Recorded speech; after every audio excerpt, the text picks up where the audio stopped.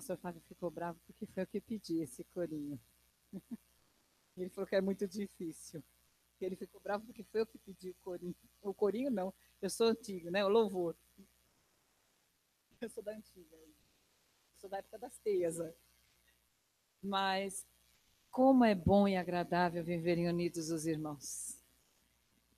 E acho que só depois de 15 dias de férias forçadas, a gente sente isso com mais a força na vida da gente. Esses 15 dias que eu estive hospitalizada, eu não posso dizer que eu me senti abandonada. Realmente, a cidade de São Paulo é uma cidade muito inóspita, né? Muito difícil. As pessoas moram longe e a gente sabe quanto é difícil se locomover aqui nessa nossa cidade, mas eu posso dizer para vocês que eu me senti amada o tempo inteiro. Foram poucas as vezes que eu pude me sentir amada. E eu estava até comentando isso com o pastor Fábio. É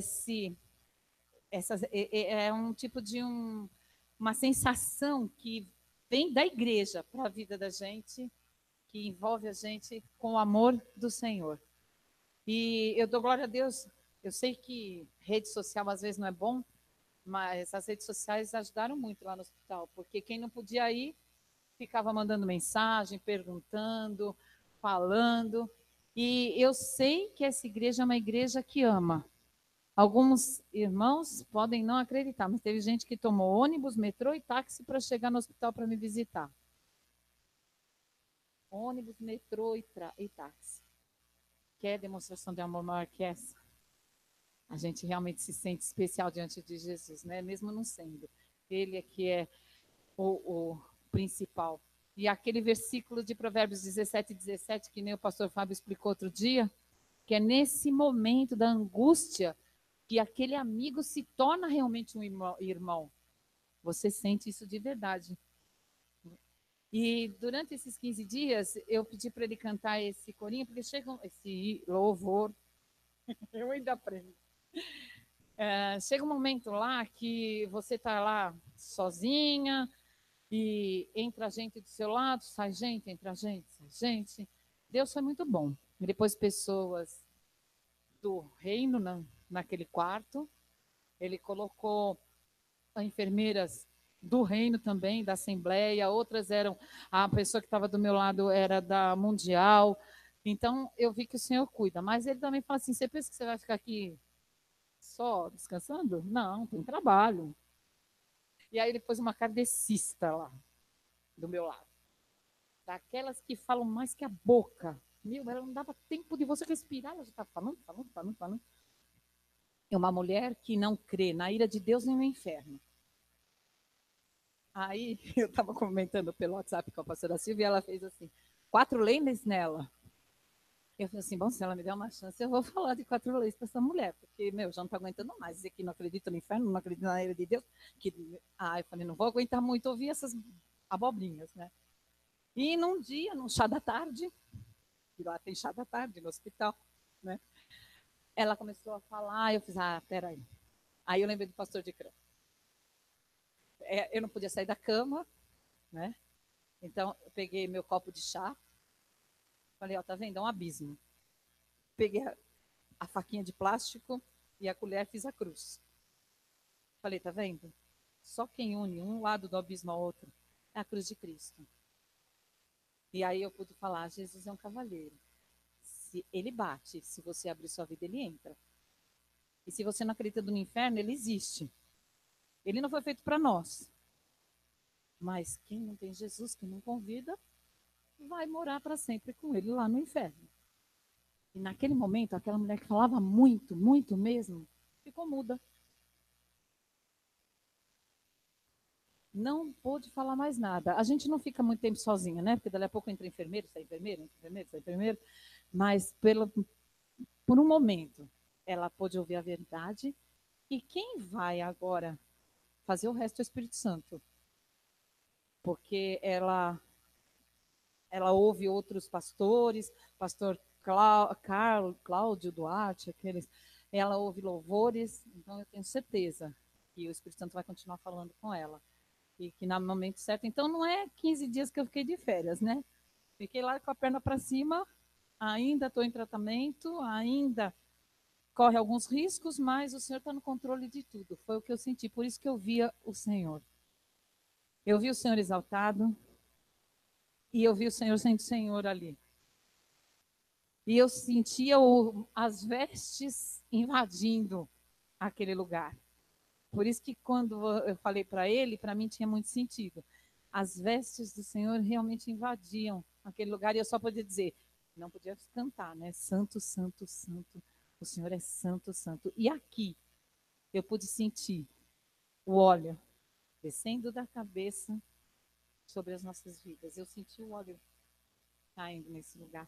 Então, eu louvo a Deus pela vida dessa igreja, eu louvo a Deus pela vida dos irmãos. Continuem orando para que não venha mais nenhum revés, que a perna desinche de vez e que a gente possa continuar fazendo a obra conforme a vontade do Senhor. Deus abençoe cada um de vocês e dê em dobro tudo aquilo que vocês oraram por mim e tudo aquilo que vocês desejaram e que o Senhor realmente possa derramar do seu espírito na vida dessa igreja. Amém?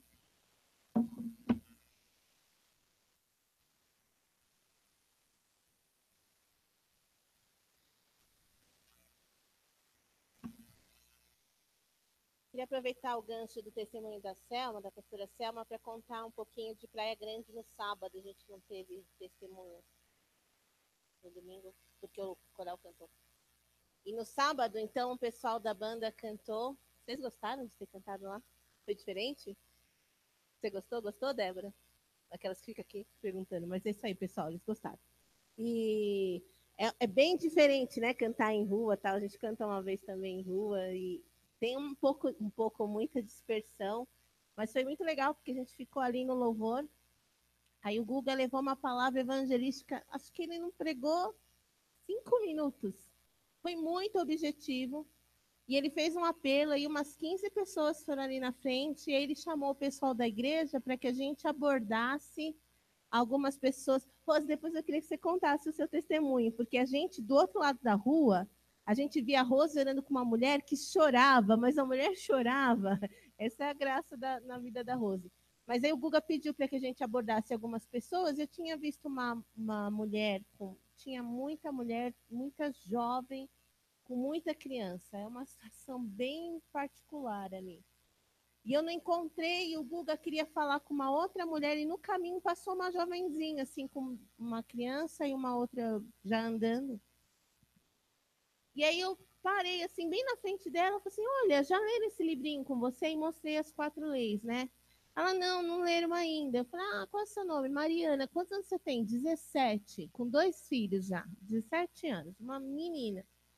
E eu falei, Mariana, eu quero ler esse livro com você. E comecei. Deus ama você e tem um plano maravilhoso para sua vida. E fica parecendo que o Senhor está lá distante e você está tendo que resolver sua vida sozinho. Não é verdade. Deus ama você. E ela falou assim: é verdade. Às vezes fica parecendo que a gente vive a vida sozinha. E foi apresentando o plano de salvação. E ela fez a decisão por Cristo. A gente pôde orar. Foi muito lindo ver assim o povo. O pessoal de Votorantim, eles são assim pós-graduados em evangelismo, é demais. Eles já vão abordando, já vão falando com todo mundo. Natália sentada no chão conversando, e é muito legal ver. Então foi muito gostoso ver as pessoas se movimentando. Depois nós tivemos o culto à noite. Eu tive essa terça-feira lá e é gostoso. Eu achei que a igreja está bem menorzinha. Não tá, irmãos. A igreja está tomando corpo novamente, graças a Deus. E foi um culto muito gostoso, muito mesmo. O Senhor se fez presente ali. Eu fiquei muito feliz com o que eu vi, mas muito feliz com o que eu pude vislumbrar. Sabe aquele olhar? Você olha aqui, mas já está imaginando que lá na frente, sabe? É isso. Vai dar fruto, vai ter colheita e vai ser incrível, em nome de Jesus. Amém? Quer contar, Rosa? Não estamos no domingo, mas sou dessas. Então, depois da pregação do Guga, a gente começou a abordar e o Senhor já tinha me mostrado algumas pessoas para falar de Jesus e ler as 4 leis. E essa senhora, ela, eu comecei, a senhora conhece as 4 leis? Não. Aí eu comecei a ler e mostrei os círculos e falei, qual dos dois a senhora acha que é a sua vida? É esse aqui. Mas a senhora quer esse? Quero. Falei, então vamos orar. É simples assim, só orar. Aí comecei a orar com ela, e num determinado momento ela começou a chorar, chorar, ela não conseguiu terminar de orar. Então, assim, ela sentiu a beleza daquele momento, que era uma entrega pessoal, ela caiu em si, né? Então foi muito gostoso. E o netinho dela estava junto. Eu falei, você também, viu? Quando eu li as 4 letras, é para você também. Ele prestou atenção e fez a oração junto com ela. E mais outras 2 mulheres, então foi muito bom. Graças a Deus por isso.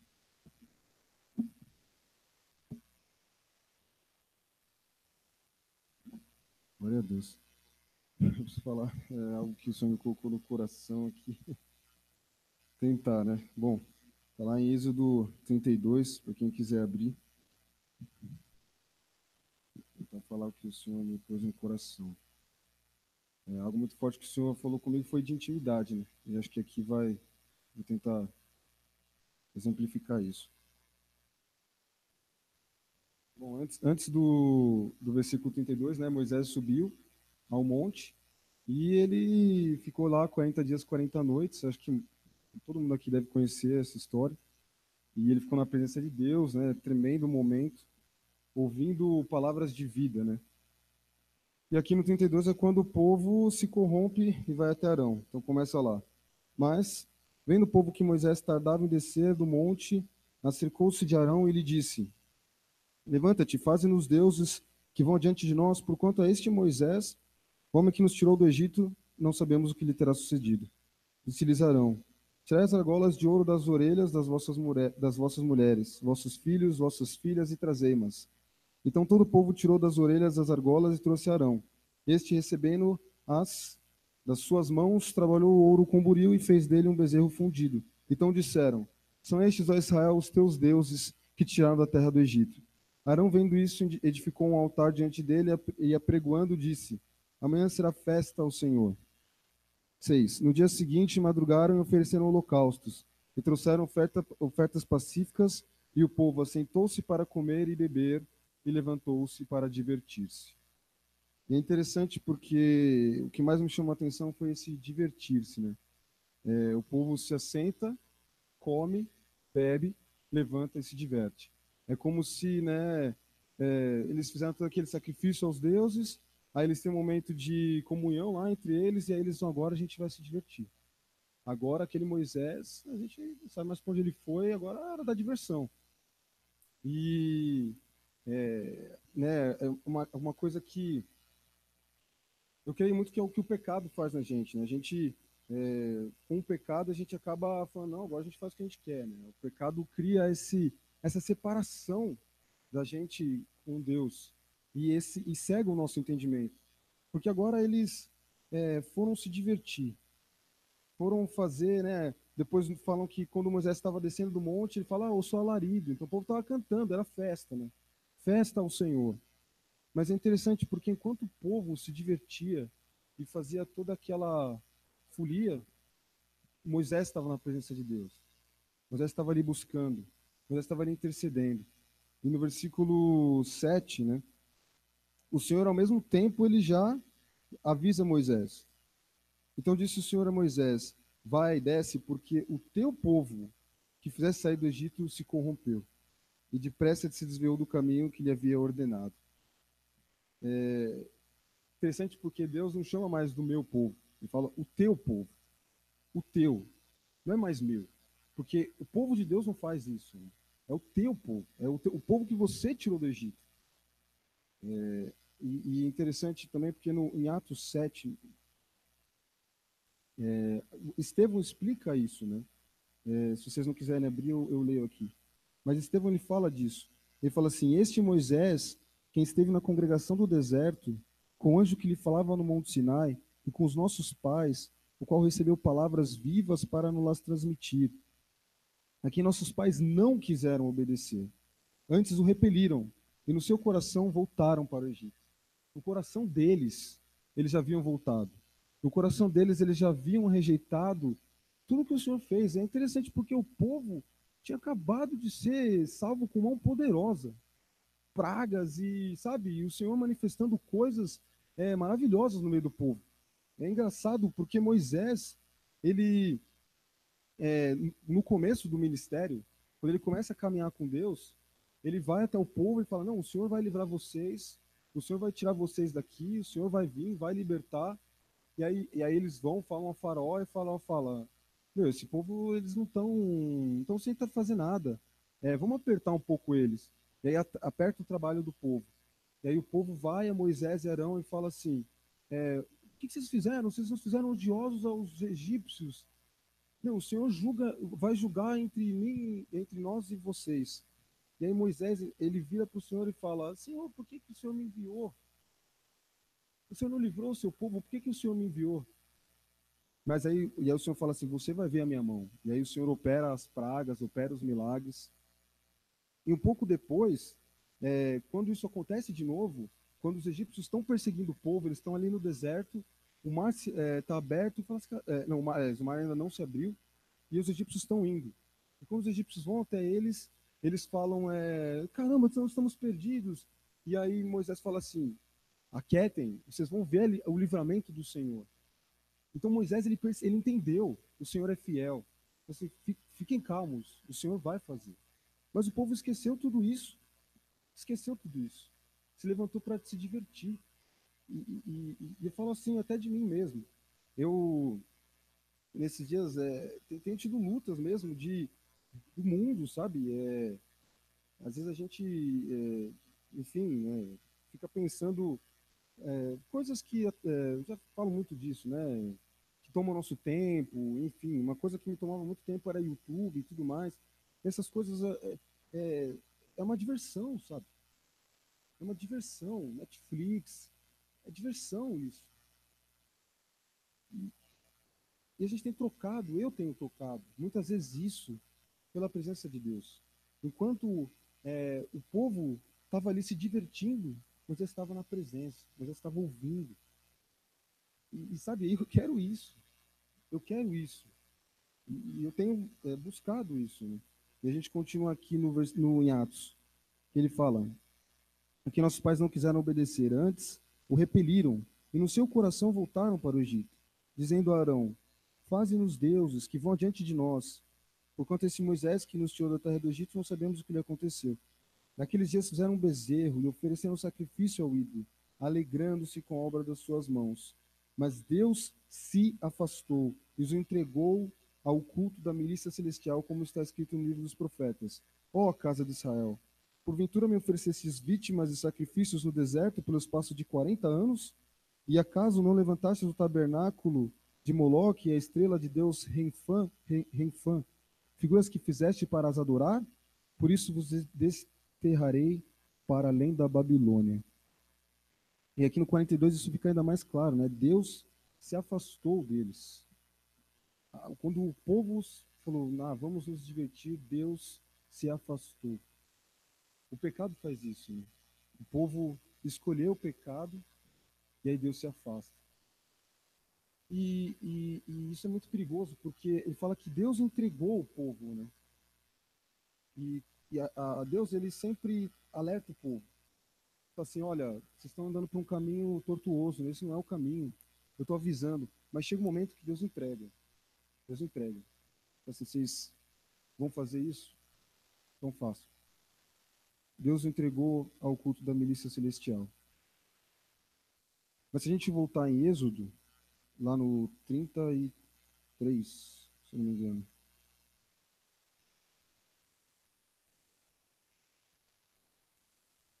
Moisés, ele desce, né?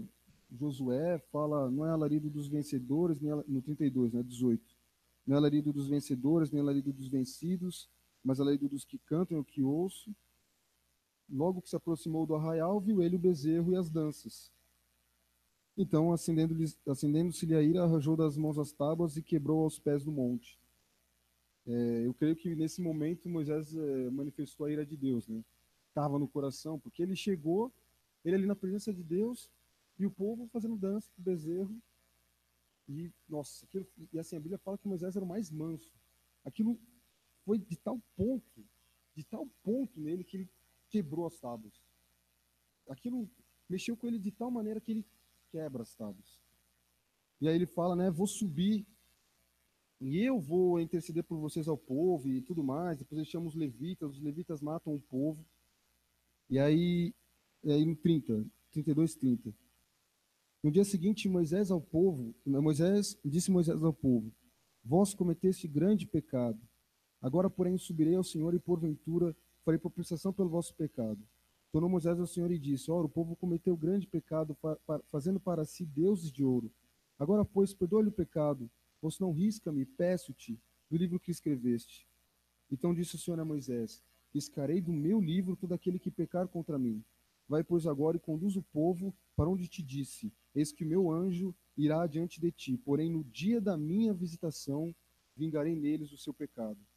Feriu, pois, o Senhor ao povo, porque fizeram o bezerro que Arão fabricaram. Interessante que depois o povo feriu, o Senhor feriu o povo. Então, aquela ação do povo não passou despercebido aos olhos do Senhor. O Senhor simplesmente não. Ele, lógico, no Antigo Testamento não havia o sangue de Jesus, mas ele retribuiu aquilo ao povo. Né? Mas o que eu queria falar também, algo que para mim é demais, que é da intimidade de Moisés com Deus, que é no capítulo 33, no versículo 12. No versículo 12, disse Moisés ao Senhor: Tu me dizes, faze subir este povo, porém não me deste saber a quem has de enviar comigo. Contudo dissestes, conheço-te pelo teu nome, também achaste graça aos meus olhos. Agora, pois, se achei graça aos teus olhos, rogo-te que me faças saber neste momento o teu caminho, para que eu te conheça e ache graça aos teus olhos, e considere que esta nação é o teu povo, que o Senhor tinha abandonado o povo.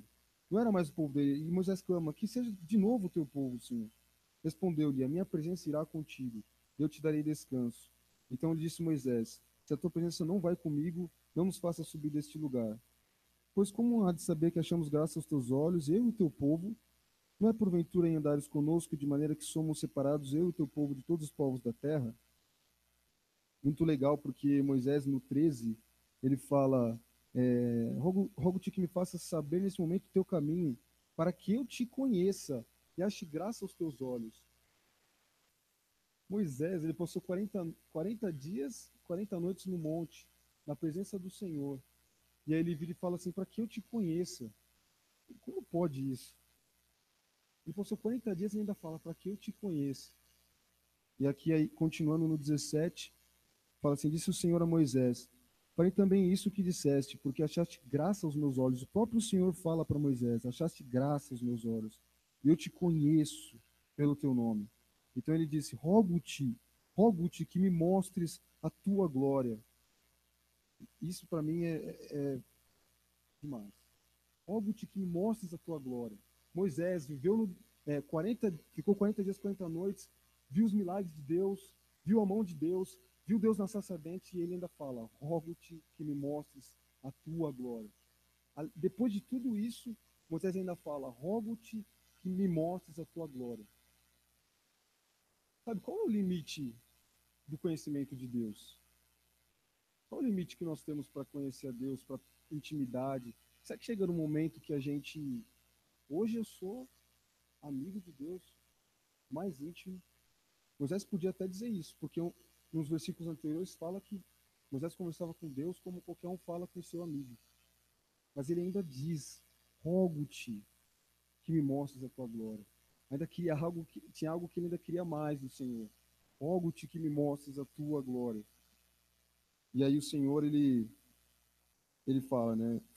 Respondeu-lhe, 19, farei passar toda a minha bondade diante de ti, e te proclamarei o nome do Senhor. Terei misericórdia de quem eu tiver misericórdia, e me compadecerei de quem eu me compadecer.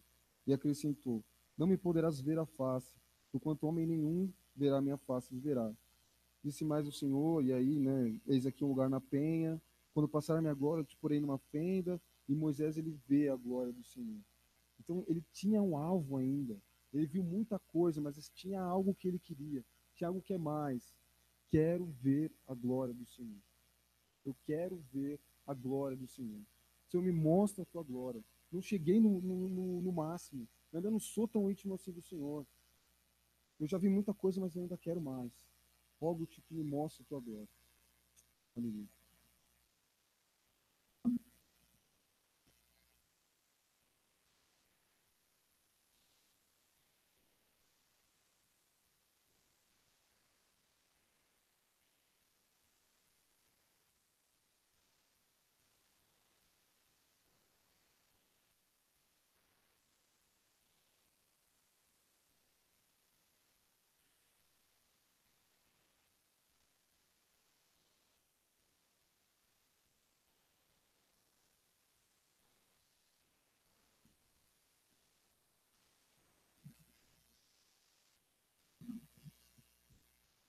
Eu não tive tempo de estudar para hoje, não me preparei para isto, não tive tempo de ver as coisas, mas uma série de pensamentos que estavam vindo desde que eu estava lá atrás, esse cântico do Vejo o Senhor, e um pouco disso que o Pedro Paulo falou, remete também esse assunto. Mostre-me a tua glória, quero ver a tua glória. Mas quando o Pedro Paulo estava falando de Êxodo 32, 33, no verso 12, Moisés está dizendo ao Senhor o que ele ouviu de Deus. Conheço-te pelo teu nome, também achaste graça aos meus olhos. O povo cometeu um desatino muito grande. Mas é interessante, não foi por causa desse desatino que eles não entraram na Terra Prometida. A razão pela qual não entraram na Terra Prometida foi porque infamaram a terra, não creram no propósito de Deus de conduzi-los a uma terra prometida pelo próprio Deus. A gente pode imaginar o horrível pecado que eles cometeram aqui, mas não foi por causa desse pecado que eles não entraram. Eles morreram no deserto porque eles rejeitaram a oferta de Deus, o que Deus estava dando para eles, a conquista que Deus estava promovendo para eles. Moisés não tinha descrido, creio eu, de que a graça de Deus estava com ele. Mas quando Deus falou, o teu povo, Deus está dizendo, este povo não me recebe, não me aceita. Não é que Deus rejeitava o povo não o aceitava. O povo não o reconhecia. Moisés sumiu, eles não podiam esperar 40 dias, era demais para eles. Precisamos saber quem que nos tirou do Egito, foi esse bezerro. Eles falaram isso. Eles não procuraram outro Deus, procuraram o Deus que tirou eles do Egito. É este bezerro. Mas Moisés estava debaixo da graça. Apesar de estar debaixo da graça, pela promessa do Messias, de Jesus Cristo, o Senhor, que derramaria o seu sangue, ele chegou uma hora que se exasperou, que o povo feriu a rocha quando não era para ferir, e com isso não exaltou Deus como devia ser exaltado. Por causa disso, Moisés não entrou na terra prometida, mas ele é um daqueles que estavam com Jesus no monte, não era? Quem estava com Jesus no monte da transfiguração? Moisés e Elias. Moisés achou graça diante de Deus. Alguma coisa que ele cometeu aqui na terra o impediu de gozar alguma coisa aqui na terra, mas não o impediu de experimentar a graça do Senhor. Para que nós sejamos produtivos para Deus, nós temos que ter uma consciência de necessidade de santidade, precisamos ter uma consciência de que precisamos ser fiéis a Deus, precisamos ter toda essa consciência, mas uma consciência maior nós temos que ter. Nós temos que saber que a graça de Deus é conosco. Se eu não souber que a graça de Deus é comigo, eu não produzo nada para Deus. Se você não souber que a graça de Deus é com você agora, você não vai produzir nada para Deus. Porque a Bíblia fala, a graça e a verdade vieram por meio de Jesus Cristo. No momento em que você se associou a Jesus, as suas fraquezas pessoais não foram todas canceladas, mas você recebeu a possibilidade de viver uma vida pela fé nele. E toda vez que você se apropriar desse poder, você vai experimentar a manifestação da graça de Deus, da sua verdade, e com isso a glória vai se acrescentar. Só que a Bíblia fala, acho que em Coríntios, de glória em glória. Não é da primeira vez que você experimenta, mas você vai crescendo. É possível que no meio desse crescimento, lá na frente, com 76 anos de idade, você olhe para você mesmo e fique um pouco envergonhado diante de Deus de quem você é, de como você é, seus pensamentos, suas coisas. É possível. Não obstante, você já caminhou uma caminhada onde a glória de Deus se manifestou diversas vezes. Deus é tão gracioso com a gente que de vez em quando, na nossa idade, nos faz lembrar, ou nos faz alguém lembrar, ou temos uma renovação de um contato com alguém que diz, você me abençoou. Domingo, eu estava na Igreja Batista do Morumbi, fui ver o Cláudio tocar junto com uma orquestra no baixo dele, lá numa apresentação musical muito bonita. E eu entrei, e é interessante, eu entrei por uma porta que eu não costumo entrar, eu já fui lá 2 ou 3 vezes, sempre entro por uma porta, dessa vez entrei por outra. Eu entrei e dei de cara com um casal. Eles me viram, se levantaram e vieram na minha direção. E quando veio o pastor da igreja cumprimentá-los, porque não me tinha reconhecido, eu conheço ele desde os 18, 20 anos, mas quando ele veio, o Milton, o equatoriano que estava lá, falou para o pastor, este aqui é o pastor que me conduziu a Cristo. 20 anos depois do encontro que nós tivemos na minha casa, onde ele se entregou a Jesus, ele estava firme no Senhor e deu o reconhecimento. Eu falei, só Deus faz essas coisas, porque Deus sabia o momento de fraqueza que eu estava passando, de ataque que eu estava sofrendo, e como eu estava descrendo de que a glória de Deus estivesse sobre mim, de que a graça de Deus... Eu sou de Jesus, nunca vou pensar que a graça dele não está comigo. Mas muitas vezes penso que eu sou inadequado para tudo isso, que eu não sirvo para isso. Nós somos assim.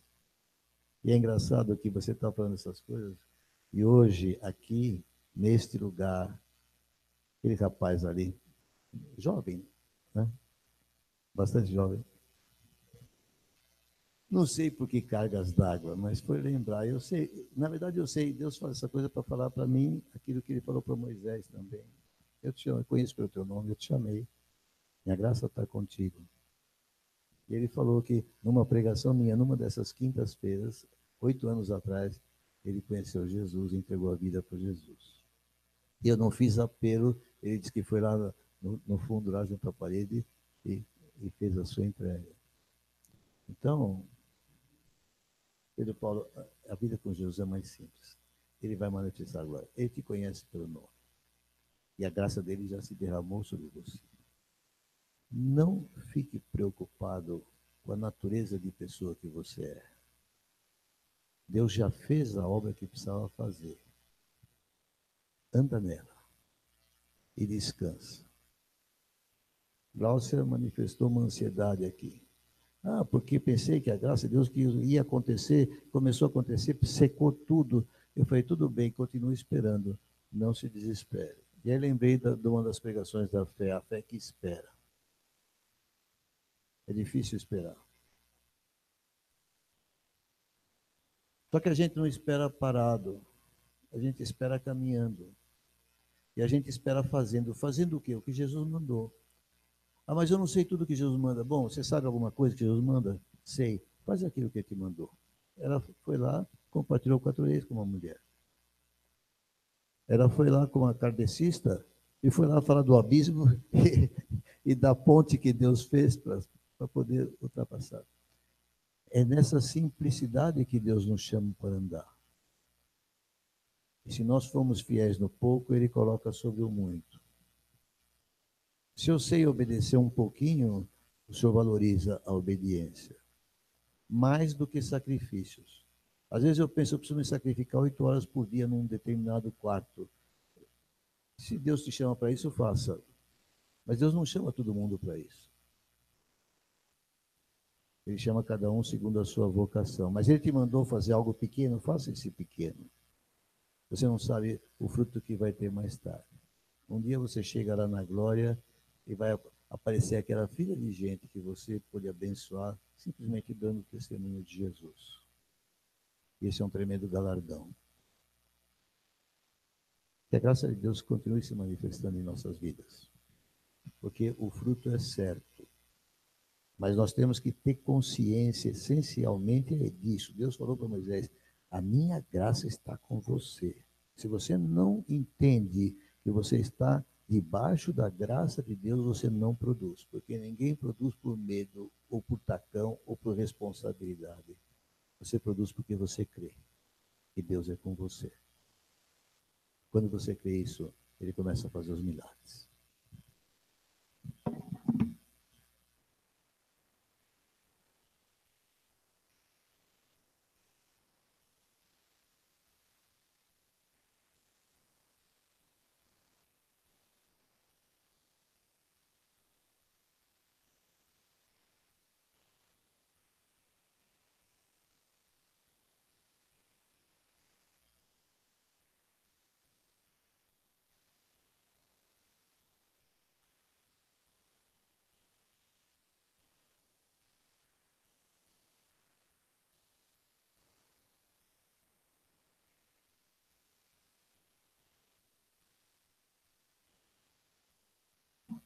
Além do que esse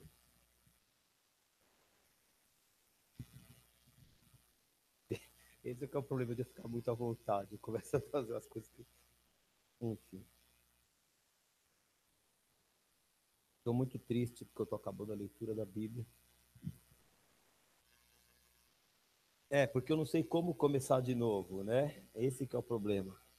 A leitura da Bíblia esse ano, para mim, Rose, foi tão saborosa, que houve capítulos, muitos, que eu pensava assim, eu devia parar e ler esse capítulo com mais calma, mais devagar, e só esse capítulo. Mas a nossa leitura de 3 capítulos por dia, às vezes 4, não permite isso, né? E daria muita pregação boa aqui. Mas hoje eu vou com um capítulo de Esther. Como você sabe, vocês estão falando muito alto. É por causa disso agora? Faz depois. O professor falou bravo aqui. Esther, como você sabe, é um livro em que o nome de Deus não é mencionado nenhuma vez. O nome dele não aparece. Isso não quer dizer que ele não esteja presente. Nem significa que ele não esteja atuando. Mas houve um versículo que me chamou tanta atenção, e eu acho que ele pode ser talvez não sei, seria uma ousadia falar isso, mas talvez um dos versículos-chave desse livro incrível. Mas eu vou começar no primeiro versículo. Depois destas coisas, o rei Assuero engrandeceu a Amã, filho de Amedata, Gagita, e o exaltou, e lhe pôs o trono acima de todos os príncipes que estavam com ele. Todos os servos do rei, que estavam à porta do rei, se inclinavam e se prostravam perante Amã, porque assim tinha ordenado o rei a respeito dele. A Bíblia não diz o que é que Amã tinha, que os outros não tinham, e que o fazia, que o fez tão importante ao ponto do rei Assuero achar que ele merecia um destaque, ou que ele devia ter mais autoridade do que os outros. Mas tudo bem, o rei Assuero tem o direito de fazer o que ele quer do reino dele. Ok? Encontrou esse homem, não sei se ele era mais rico, não sei se ele era um bom articulador, não sei se ele era bom de política, não sei se ele era um bom administrador, se ele era um visionário. Alguma qualidade ele devia ter, porque ele foi colocado numa posição de destaque no reino, ao ponto de os outros servos de Assuero serem obrigados a se curvar e prestar honra, né, ao Amã. Mas o versículo 2 diz que Mordecai, porém, não se inclinava nem se prostrava. E então, os servos do rei, que estavam à porta do rei, disseram a Mordecai: por que transgrides as ordens do rei? Os servos que ficavam à porta, diz lá no versículo 2, que tinham que se inclinar. E eu acho que eles pensaram assim: por que a gente tem que se inclinar e esse cabra aí não pode? Vai, Mordecai, abaixa aí, tá tudo abaixando, nós estamos abaixando. Abaixa aí, Mordecai. E Mordecai não disse por quê, pelo menos a Bíblia não conta. Por que ele transgrediu a ordem do rei e não se curvava diante de Amã? Mas nós que conhecemos os princípios do rei, sabemos por quê. Porque a gente não se curva diante de ninguém, a não ser diante do Senhor dos Exércitos. Mordecai sabia disso.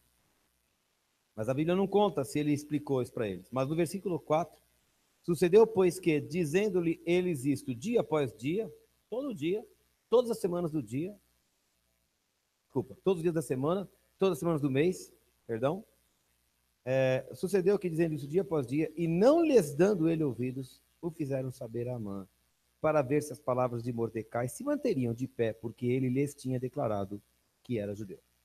O judeu não se curva diante dos outros. Agora sabemos o que ele disse. Depois de algum tempo, talvez ele tenha contado. Então vamos contar para o Amã. Sempre tem. Deixa eu falar uma coisa para você, cristão. Você é vitrine. No dia em que você aceitou Jesus, onde foi que eu falei isso? Foi na praia que eu falei isso. No dia em que você aceitou Jesus, você virou vitrine. Está todo mundo de olho em você.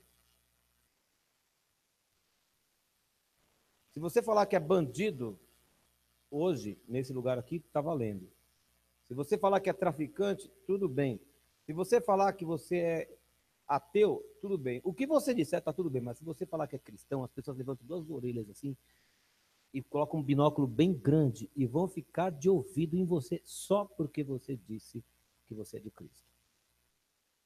E aí eles foram contar para o Amã. Eu acho que o Amã nem tinha percebido que o Mordecai não se abaixava diante dele, porque tiveram que contar para ele. Você está sabendo aí, Amã, que tem um cabra que não se abaixa? E foram dedurar. Sempre tem alguém que vai querer queimar o seu filme e vai querer acabar com sua reputação por causa do nome do Senhor. Vendo, pois, Amã que Mordecai não se inclinava, aí que ele viu? Nem se prostrava diante dele, encheu-se de furor. Ele não ficou enfurecido porque a ordem do rei foi transgredida. Ele ficou enfurecido porque aquele homem não estava prestando honra para ele. O problema do ego, né? Toda vez que a gente fica numa posição de destaque, o ego sobe lá em cima e a gente quer toda a atenção para nós e ai de quem se recusar, né, a nos dar atenção. Porém, teve como pouco nos seus propósitos o atentar apenas contra Mordecai, porque lhe haviam declarado de que povo era Mordecai. Por isso, procurou Amã destruir todos os judeus, povo de Mordecai, que havia em todo o reino de Assuero. Então Amã definiu que não bastava matar o Mordecai. Se Mordecai não se abaixa diante de Amã porque ele é judeu, nenhum judeu vai se abaixar diante de Amã. Então não basta matar o Mordecai, tem que matar todos os judeus. Então, no primeiro mês, que é o mês de Nisan, no ano do 10º do rio Assuero, se lançou o Pur, isto é, sortes, perante Amã, dia a dia, mês a mês, até ao do 10º, que é o mês de Adar. Então, disse Amã ao rei Assuero. E é esse versículo que eu queria chamar que você guardasse no seu coração e que eu postei lá no grupo da igreja esses dias. Existe espalhado, disperso entre os povos, em todas as províncias do teu reino, um povo cujas leis são diferentes das leis de todos os povos e que não cumpre as do rei, pelo que não convém ao rei tolerá-lo. E se bem parecer ao rei, decrete-se que sejam mortos, e nas próprias mãos dos que executarem a obra, eu pesarei 10.000 talentos de prata para que entre nos tesouros do rei. Tem um povo sobre a terra, sobre essa tua terra, rei, em todas as suas províncias, nos seus estados, nos seus distritos, tem um povo que se recusa a obedecer à sua ordem. E não convém que esse povo viva no nosso meio.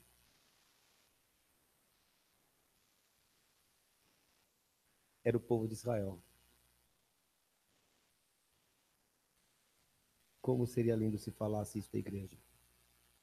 Se alguém dissesse nos reinos da terra, aos governantes, falar assim, olha, no meio do seu país, no meio do seu estado, aqui nos bairros da cidade, tem um povo que não se dobra às leis dos homens.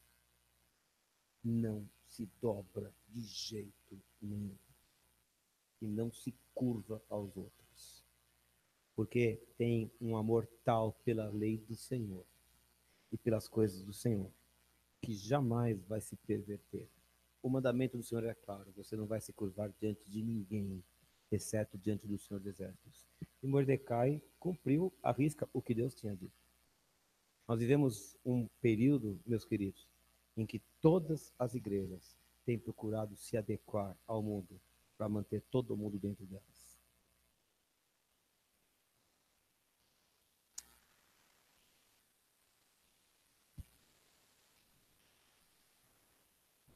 Mas Deus está procurando um povo cujas leis são diferentes das leis de todos os povos. Que frase linda! As nossas leis são as leis do reino. Os nossos princípios são os princípios do reino. As nossas verdades são as verdades do reino. Não são as de A, B ou C. E a gente anda pela lei do reino. E acabou a discussão. Mas prepare-se. Não vão gostar de você por causa disso. Prepare-se. Talvez cheguem a perseguir você, a falar, caluniar você, talvez cheguem a excluir você da roda de amigos por causa dessas leis. Mas que glória, porque você conhece a história e como o Senhor preservou Mordecai. Bom, outros não foram preservados como Mordecai. Outros não foram preservados como os amigos de Daniel na fornalha, nem como Daniel na cova dos leões. Outros foram cerrados pelo meio. Outros foram queimados e acenderam a cidade inteira. Outros foram lançados aos leões. Mas a Bíblia fala que o mundo não era digno de pessoas assim. Existe um povo cujas leis são diferentes das leis de todos os povos. As nossas leis são diferentes das leis de qualquer outro povo. E a gente não abre mão delas. A gente não abre mão delas em nome de Jesus. Que o Senhor levante neste lugar uma igreja assim. Uma igreja que ame a palavra do Senhor. Que não vai ficar negociando. Que não vai ficar negociando. Um jovem escreveu para mim esses dias e falou: estou congregando não sei aonde aí, uma igreja tal. Eu sei que falo muito mal dessa igreja, que há muita controvérsia, mas ela é uma igreja muito inclusiva. Começou a falar assim, já. É uma igreja que aceita os LGBT. Aí ele falou assim: mas eu falo de Deus, eu falo do pecado que tem que mudar e tudo. Então, mas a minha pergunta é: e o seu pastor fala também? Ou só aceita todo mundo e deixa ficar lá dentro de qualquer jeito? Jesus recebeu todo mundo de braço aberto e eu creio nisso. Mas Jesus não permitiu que ninguém andasse de qualquer jeito na sua presença. Jamais permitiu. Todo mundo que se aproxima de Jesus pode se aproximar do jeito que está, mas não pode continuar do mesmo jeito. Alguma coisa vai mudar, porque mudam as leis do reino. Agora, quando entrei no grupo de Cristo, quando entrei na família do Senhor, quando eu passei a ser súdito do Rei Jesus, nesse momento, mudei de leis. As leis do mundo não servem mais para mim. Eu vou andar por outras leis. É assim que funciona o Evangelho. Como é? A igreja é muito inclusiva, mas as pessoas estão sendo transformadas ou estão iguais? Em nome de Jesus, que nessa igreja aqui, seja do tamanho que ela for, haja um grupo de pessoas que só seguem uma lei. Esta.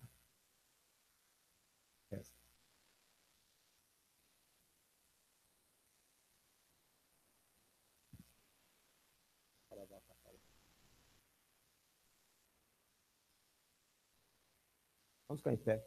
Quero orar com vocês. Não se esqueça de que sábado a reunião não será aqui. Quer falar, amor? Sim ou não? Ela quer falar, gente. Pode sentar todo mundo, ela quer. Vai aí, agora eu já falei. Pronto. Agora ela vem, pode sentar, ela vai falar, depois ela ora.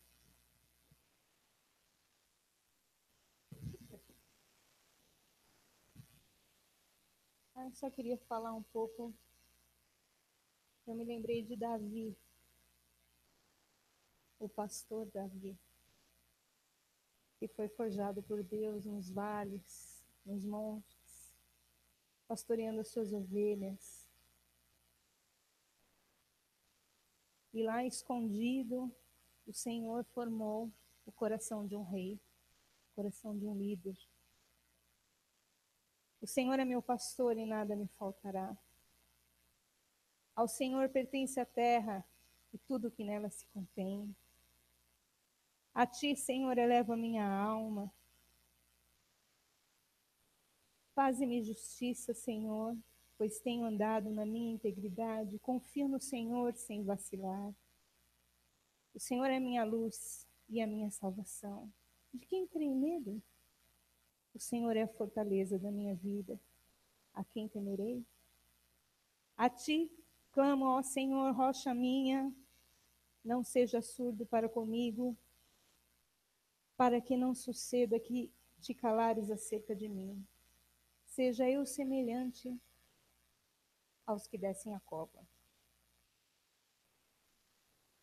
Ouve minhas vozes súplices quando te clamar por socorro, quando erguer as mãos para o teu santuário. E Davi ali nos vales, ele teve experiências incríveis com Deus.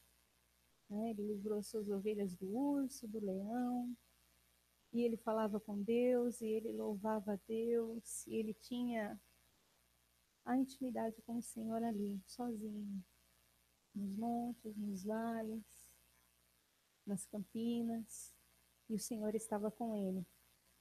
E aí em Atos, né, deixa eu ver se eu acho aqui, peraí.